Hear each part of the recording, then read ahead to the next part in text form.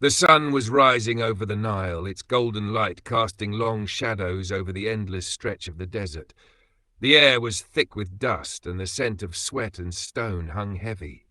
Jala, a slave from a distant village, stood among the other workers, the weight of the morning sun pressing down on her dark skin. She had been in this place for as long as she could remember, forced to labor beneath the cruel lash of overseers and the relentless demands of the pharaoh's dream. The pharaoh, a god among men, had declared the building of a pyramid that would reach the very heavens, a testament to his eternal power. No one could escape the decree. Jala and the others, men, women, children, were herded into endless lines, their bodies broken and battered by the relentless tasks set before them. Their lives had no worth beyond their ability to carry stone, to build the great monument, to serve the pharaoh's will. But there was something strange about this pyramid.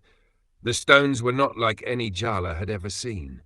They were darker, slicker, and colder than the stones of any other structure she had worked on. The workers whispered of their strange weight, their alien coldness. Some had even claimed to have seen figures in the shadows, tall, looming shapes that did not belong to the world of men. Jala had never seen them herself, but she could feel their presence, like a weight pressing on her chest, smothering her with their cold, malevolent gaze. The overseers were different now, too. They no longer resembled men, but something else entirely. Their eyes glowed faintly in the dark, and their skin had taken on an unnatural pallor, like the dust of the earth had never touched them. The way they moved, with unnatural grace, sent chills down Jala's spine. The workers called them the Whisperers, for they spoke in strange, guttural tones and issued commands in a language no one could understand. But their cruelty was all too human. Jala's days blurred together in a haze of exhaustion and pain. The stones grew heavier with each passing day, and her body began to falter under their weight. Yet there was no escape, no respite. She was shackled to this place, her every movement dictated by the cruel hands of the overseers, their glowing eyes ever watchful.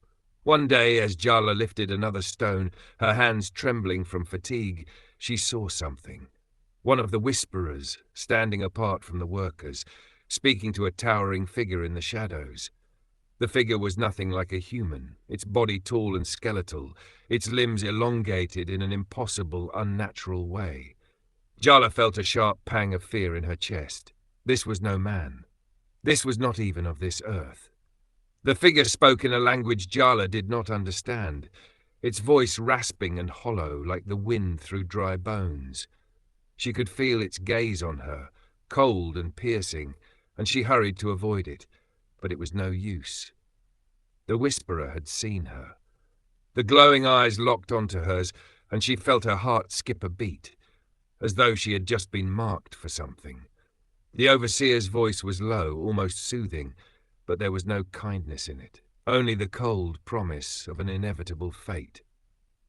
"Take her," the overseer whispered, his voice distant, detached. Jala was seized by two other Whisperers, their hands like iron, their grip unyielding. They dragged her through the dusty labyrinth of the pyramid's interior, where the walls seemed to close in around her. The air grew colder with each step, and she felt as though she were walking into the very bowels of the earth.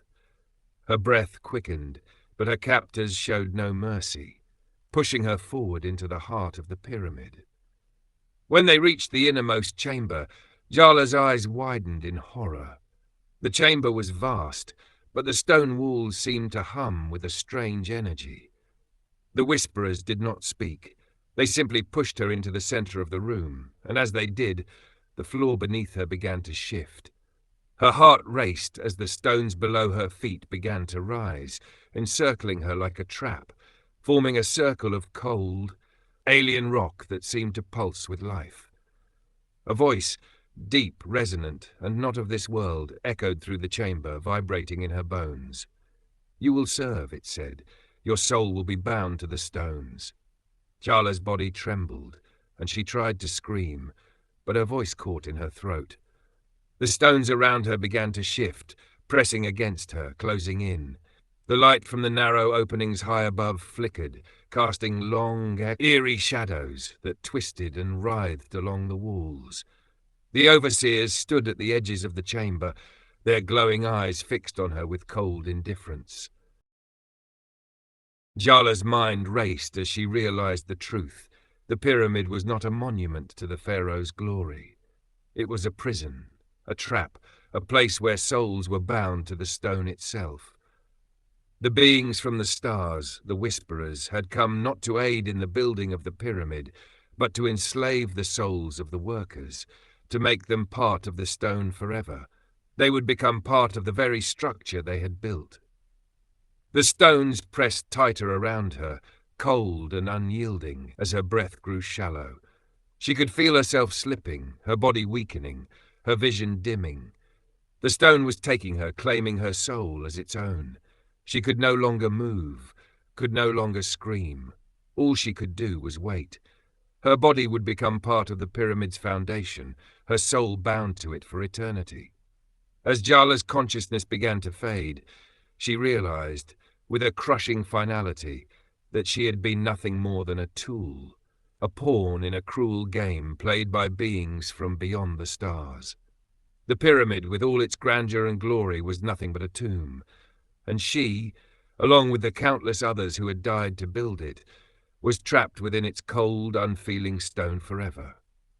In the dark, endless silence of the pyramid's heart, Yala's final breath escaped her lips, and the walls closed in, swallowing her whole. And in the distance, beyond the walls of the pyramid, the stars blinked coldly in the night sky, distant and uncaring.